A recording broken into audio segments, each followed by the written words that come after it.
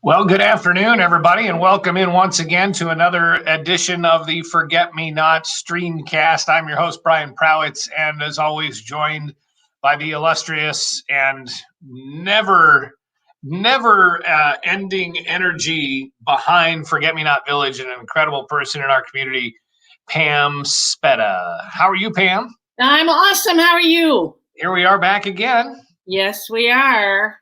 That's for sure.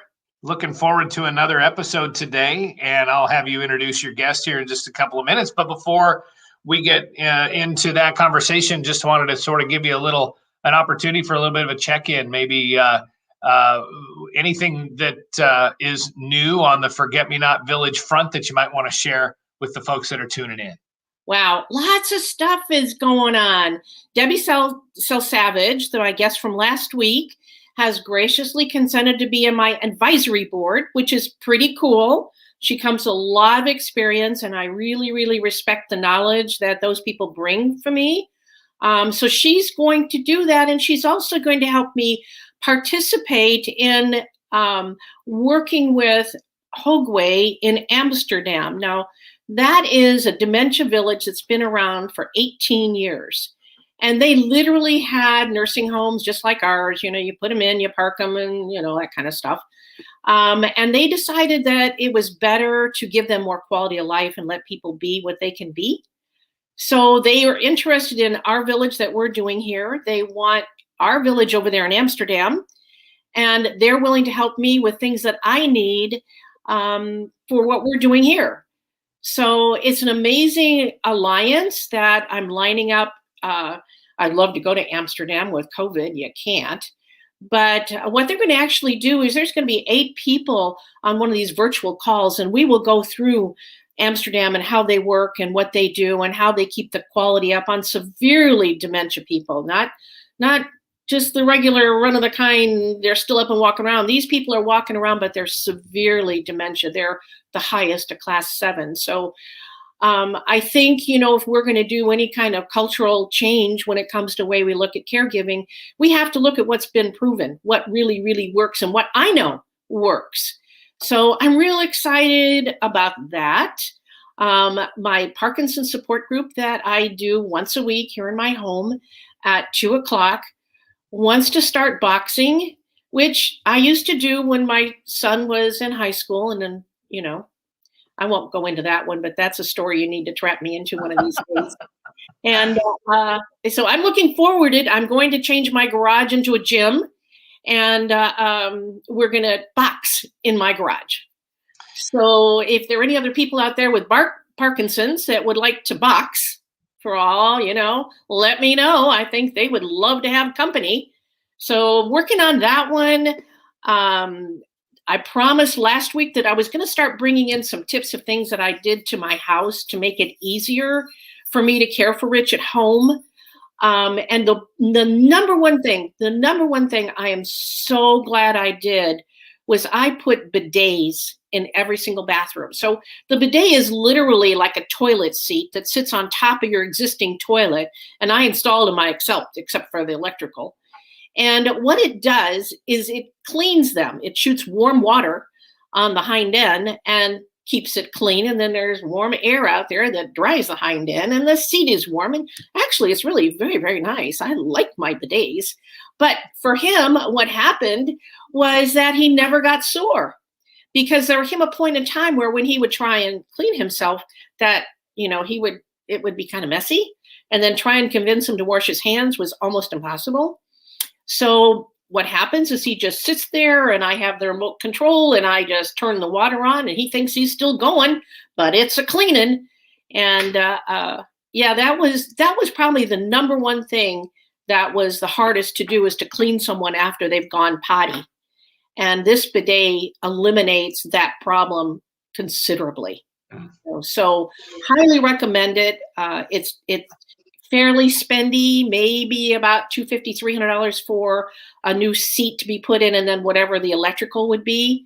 But it is well worth it if you don't have to go into battle with someone or have them walk around and potentially get some sores, you know, just like a baby would, like a diaper rash, because that urine and the feces are sticking to the hiney.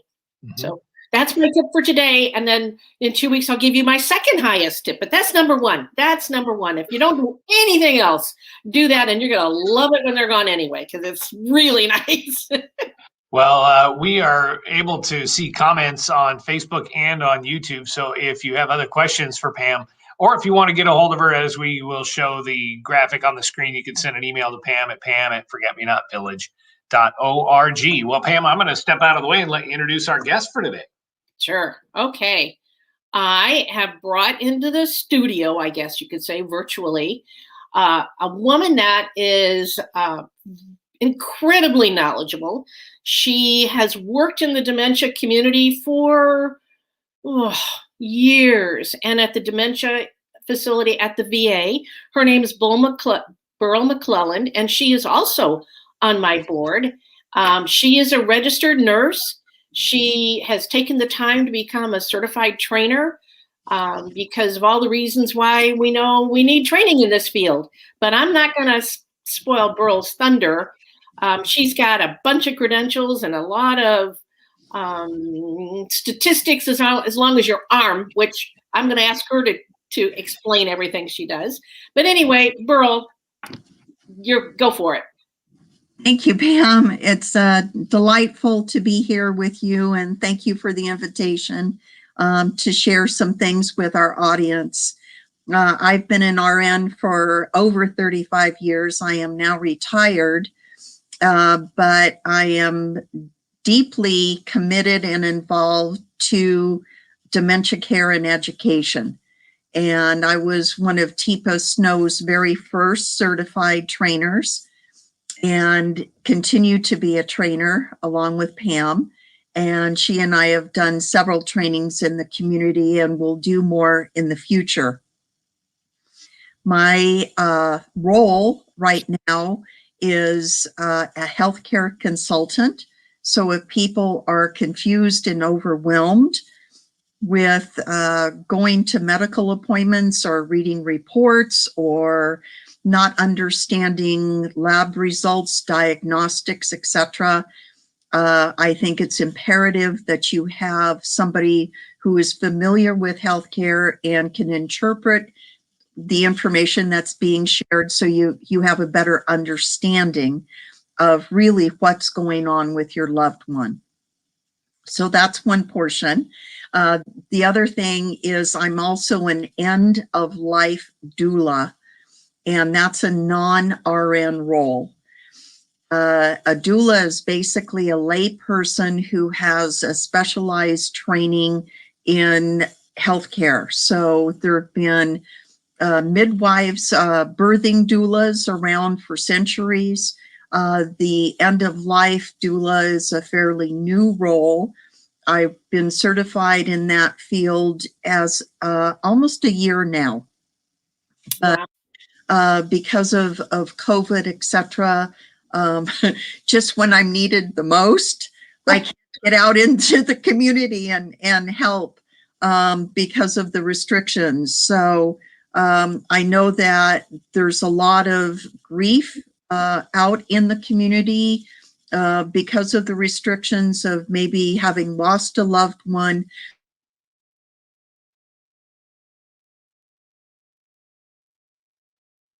Oops. Did we lose Beryl? Beryl? Did we lose her? No, I can't hear you. There you go. I can't hear you. We'll give her just a half a second. Sometimes that happens. We may need to have her drop out and then connect back in, especially if she's had a little bit of a power outage or something. We got hit with a pretty good little front that came through. So yeah, there she is. Go. All right. Perfect. So you've actually started a new business, haven't you, Beryl? There you go.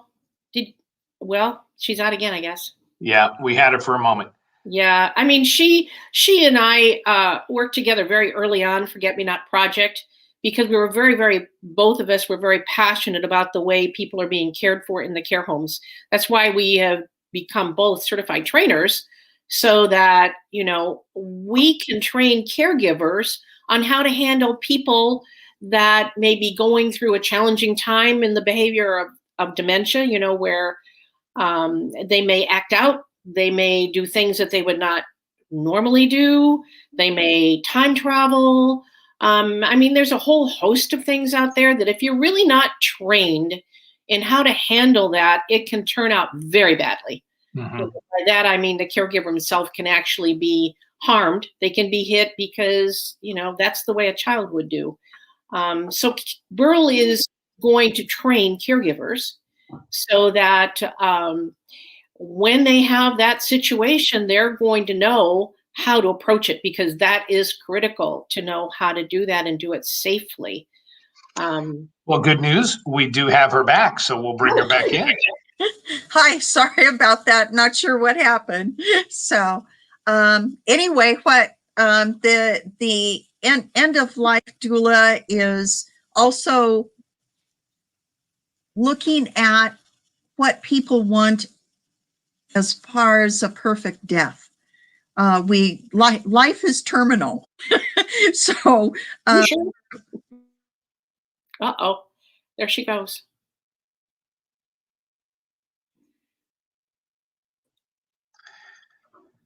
You know, the one thing you can prepare for lots of stuff. One of the things you can't prepare for is intermittent Wi-Fi. Yeah. When we're live. But well, you know what impresses me so much about Beryl is how she's had this career at the VA for, oh my goodness, so many, many years. And she's dealt with dementia in families for the same length of time. How in her retirement, she still wants to do that.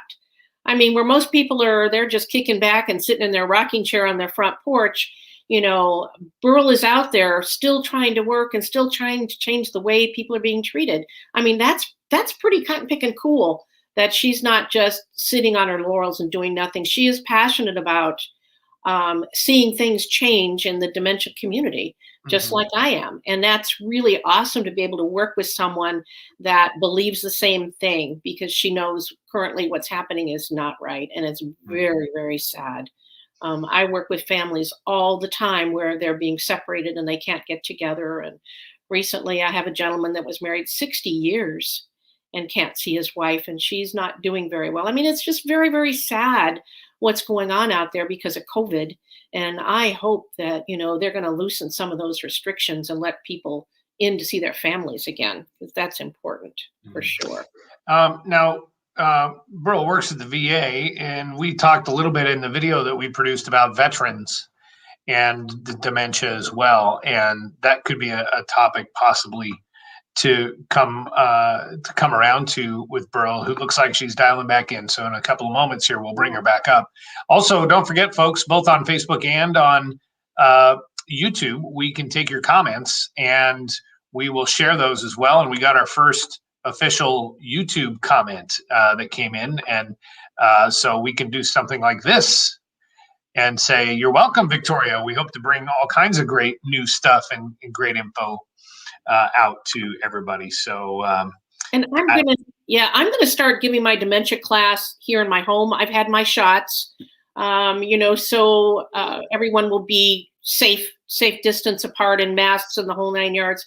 But the information has just got to get out. It's got to get out. We've been hiding now for the last year. And if you are interested in taking my class, it's a 4-week class for approximately an hour. And I will go through everything that I have learned and want to teach you that I can, from how to feed them, how to dress them, how to handle behaviors, what you can do to your house to make it ready. The first one is how do you even know you've got dementia? How do you even know that's what you're dealing with? It's the first class. So I am going to set that class up, like I said, here in my home. I live here in Roseburg. So if you're interested in attending the class, send me an email and we will figure out a good time and a day that we can have it where the most people is capable of coming. So Beryl is back. Sorry, I changed rooms. So hopefully this will work better. So the main thing, Pam, that I wanted to talk to folks about today is getting qualified help, which can really be a challenge because those working with loved ones with dementia take special skill, special training. And not everybody who's, quote, a caregiver would be qualified to work with somebody living with dementia. And so our role, Pam and my role, is making sure that people are trained correctly in how to care for somebody living with dementia. So what are some of the resources available to people currently that are looking for help? And that can be a real challenge because there's not a big pool of care providers who are trained in dementia. So there's basically 4 levels of training that as a person seeking some help, you need to think about. So is it somebody that just is providing some home care, bathing, dressing, meal fixing, cleaning house, some light house duty work, etc.? That's one level. CNA, Pam's a CNA, and so you're doing more of the intimate work with somebody with dementia. And so having greater skill and ability to handle situations where there's some challenging behaviors would be of primary importance. If there's medications to be given, there are some CNAs who are also what we call med techs. So they've been trained in how to administer medications, etc. An RN role or a licensed practical nurse role is more involved when there's other medical issues other than just dementia. So there's multiple facets to providing health care for this individual. So we're listening to lung sounds, we're listening to the heart. As an RN, we're making an assessment, a head-to-toe assessment of what's going on with the individual, not only from a psychological perspective, but also a physiologic perspective. And so, again, thinking about what's really the level of care that is needed for the person that's living with dementia. So there's a salary range on those different levels. Home care providers right now, very little training, not certified. In Oregon, the average is about $13.50 an hour. In Roseburg, a CNA right now is averaging just $13 an hour. An RN in Oregon is about $36 an hour. And so again, when you're looking at what kind of help do you need, the more advanced care of an RN, an LPN, etc., would be more expensive. So what are some of our resources locally for getting help? Right now, it's a state organization. It's called the Oregon Home Care Commission, and you can look them up online. And you can post an ad for help that is needed. Staffing agencies sometimes will have people trained for home care, etc. Always utilize senior services. Local senior services is a good resource for finding help. Also, churches and local organizations many times will have volunteers. And then we come down to family and friends. My mom had vascular dementia, and my father was her primary caregiver. And as her disease progressed, I told Dad, at some point, you're going to want help. And indeed, that day came, and we were fortunate to find local ladies from a church that were coming in and doing basic healthcare needs for my mom. So that worked well. And then my father got to be the husband rather than the caregiver.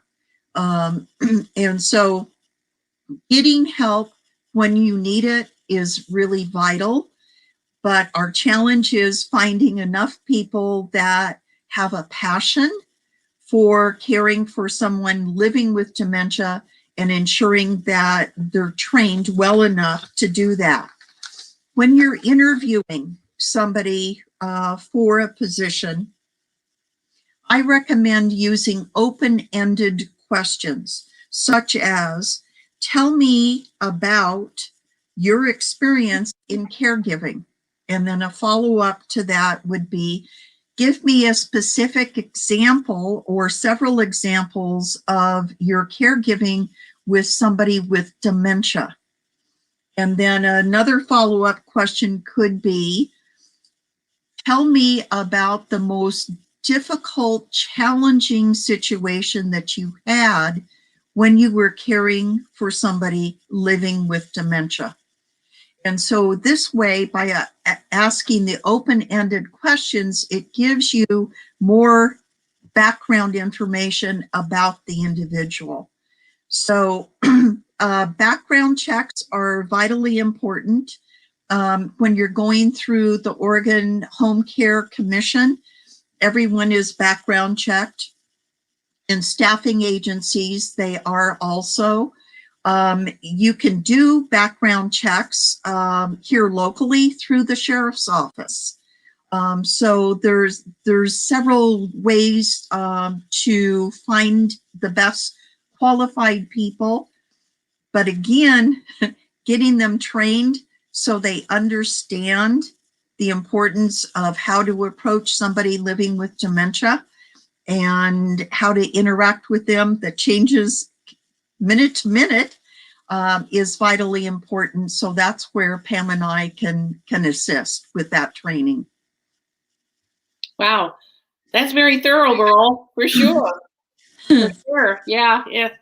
It's certainly a challenge when you have to hire someone to come into your home. Mm-hmm. I had everything from, first things out of their mouth was, what's your internet password?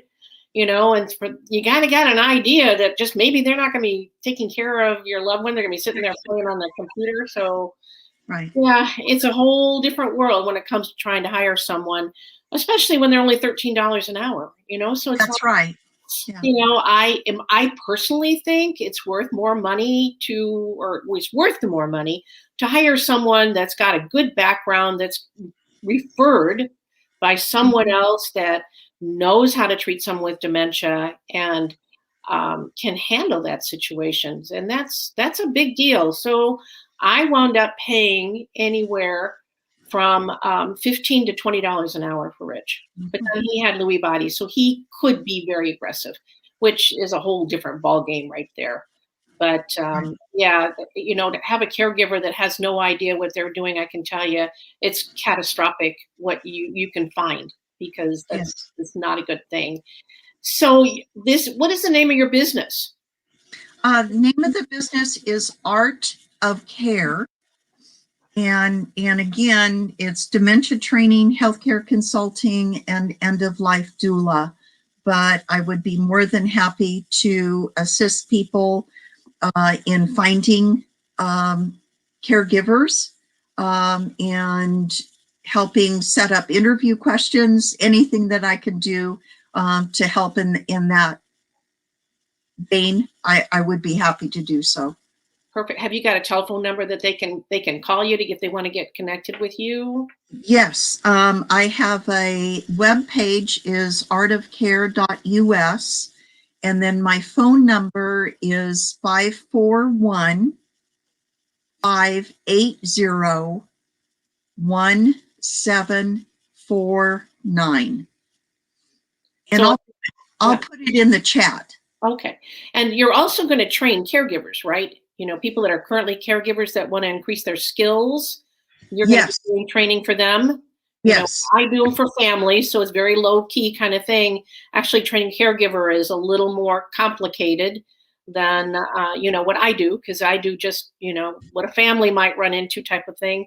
And they're, you know, they both serve two different purposes. So for Beryl to give training and continuing ed credit and all that kind of stuff, she is more than capable of doing that too. So that's pretty awesome. And I, you know, and she's working with me on the care home. So, you know, that's only one of the many people, but her expertise is going to certainly be leaned on an awful lot.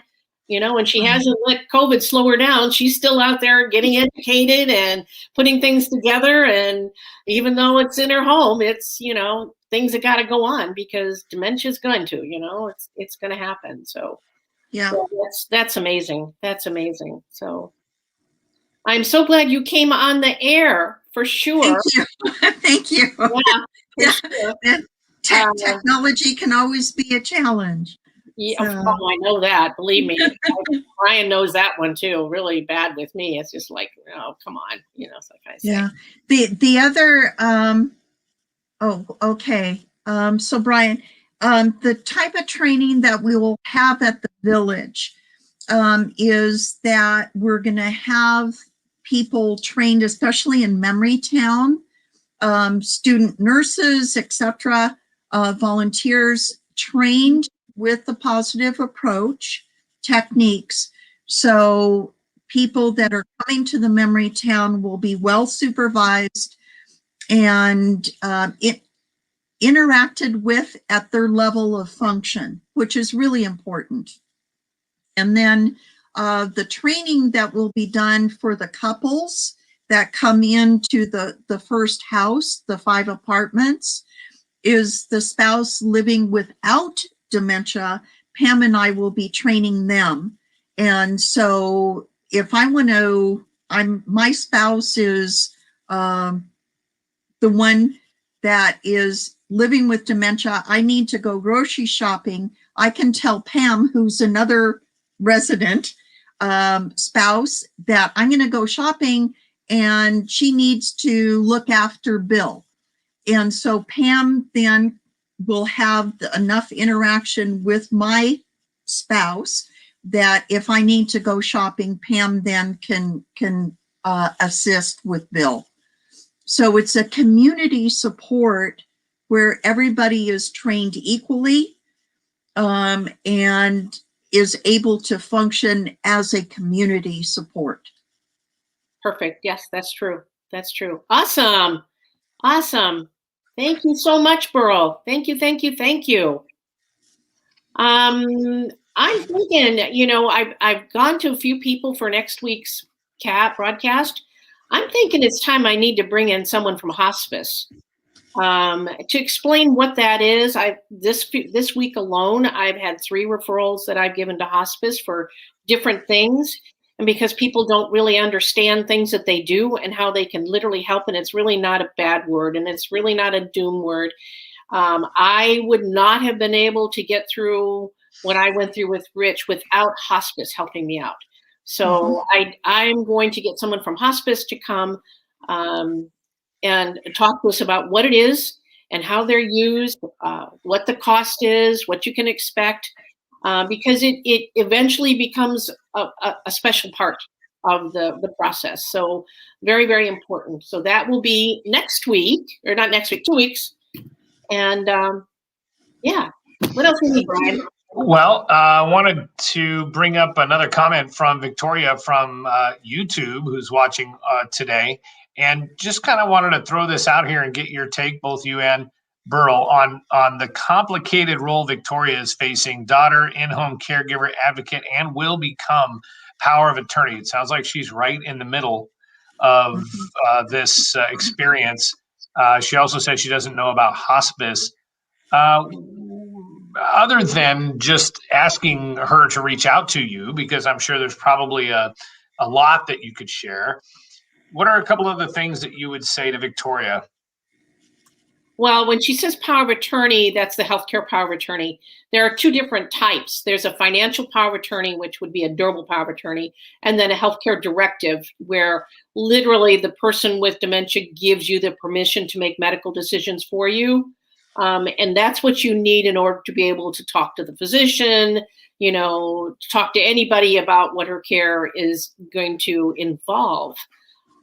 Being a daughter, that's tough because as they memory travel, they usually land back in a time where they're very young and they had no children. So you're probably going to run up against an awful lot of, I don't know who you are, you look like my sister, or any one of those things. So for you, I would highly recommend that you get in touch with myself or Beryl, because you're going to need to walk through that process with your mom and make it a happy thing instead of what is going to happen, because that's a difficult job when you're taking care of your mother. And you're right, you have to be an advocate. You have to hire someone or be that home caregiver. I would like to know at what stage of the dementia she's in, what can she do, what problems you're having, that type of thing. That's what Beryl and I can help you with. And you definitely need help. Yeah, and the other thing, Pam, is looking at the support system. So Victoria, as you well know, with Rich, how socially isolated you became. Absolutely. Because of your role. And so for Victoria, it's important for her to make sure that she has a well-defined support system in place so she herself can continue to live life and be healthy. Yeah. And it is Tipa training for sure. Yes. Tipa's got it down pat. She knows, I've been using it now. I used it for Rich. It worked beautifully. I'm glad I finally met her, but that was only after many, many years of not understanding what's trying to going on, of not understanding the repeating, of not understanding he doesn't know where I was. But the training was so clear and so concise. It really, really, really helped me understand what he was going through, not what I was going through. I knew that. I had no clue what he was going through and what he was thinking and what was actually happening in his own mind. So the Tipa Snow training is amazing. I'm a one-on-one person. I always have been. Zoom is okay, but I prefer to sit down and talk to people one-on-one and find out what their concerns are, what the needs are, how I can help them. Sometimes it takes just one conversation. Sometimes it takes more than that. But you do need to reach out. Both of us are willing to help you in any way possible, and reach out to both of us for sure. Absolutely. Something that I don't know, it's possible. She's worked in a different manner with dementia than I have. So, both of us together, that's a pretty good cotton picking team, I think. Yeah, sure. Absolutely.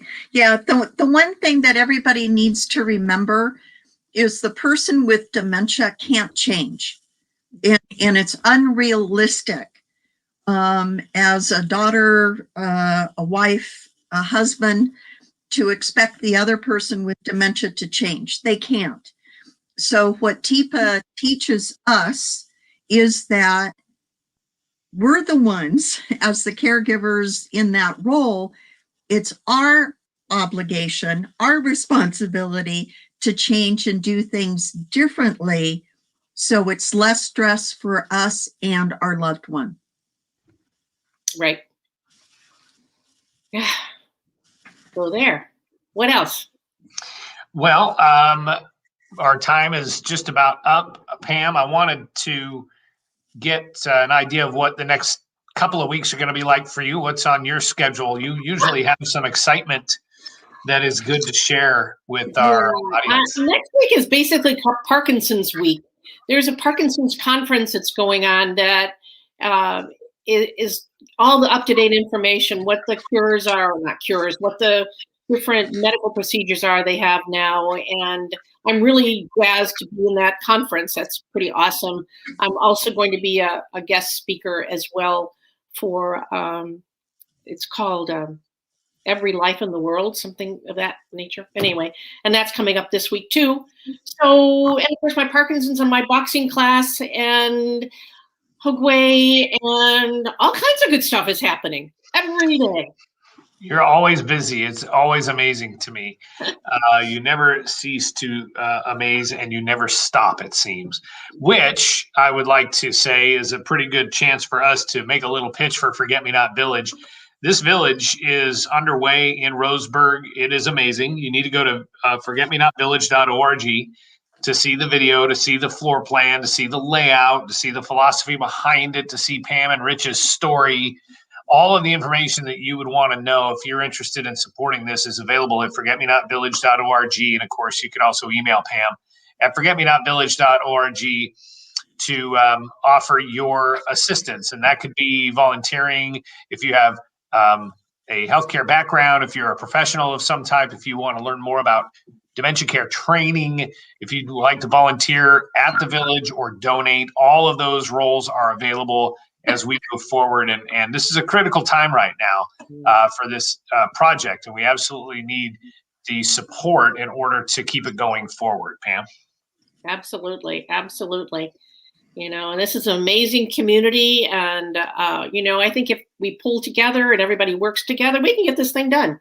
We can change the culture. We can change the way dementia is treated, because dementia is blind. It doesn't know what color you are. It doesn't know what race you are. It doesn't know what country you're from or how much money you've got. They're all treated the same way. Mm-hmm. So it's a nasty disease. Yeah. Beryl, any final thoughts? No. Please, anybody that wants some follow-up information, any way that I can help, please contact me. So both Pam and I are here to support you.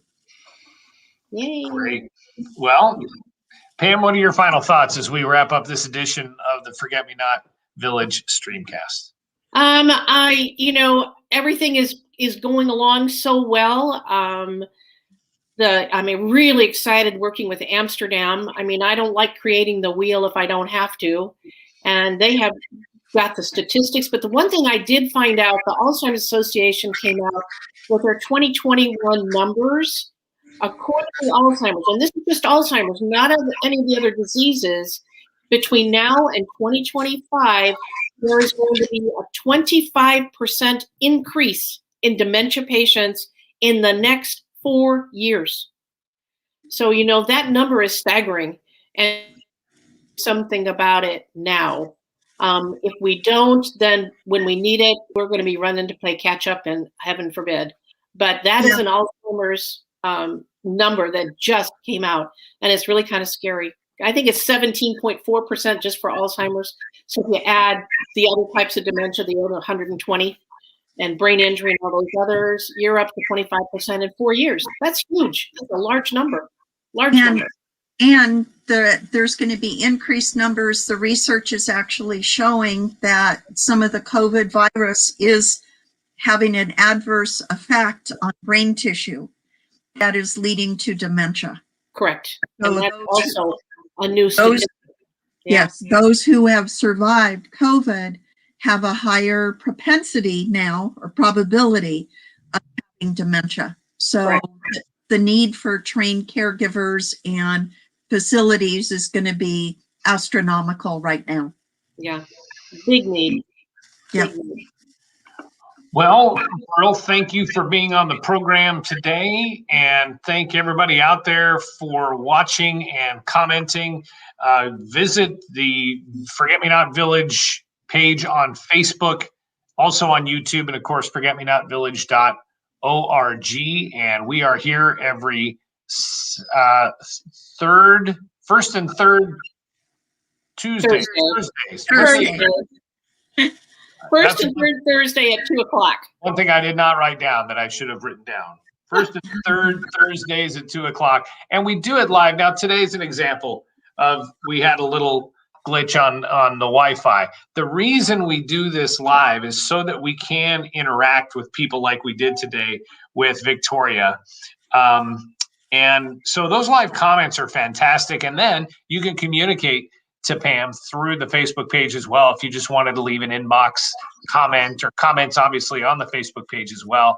Trying to present several ways for you to be able to have access to Pam and her guests like Beryl. So That's the purpose of this whole thing. But the biggest goal is to try to fund Forget Me Not Village. And we also know that this can reach around the world. And so we do anticipate and look forward to those conversations that take place.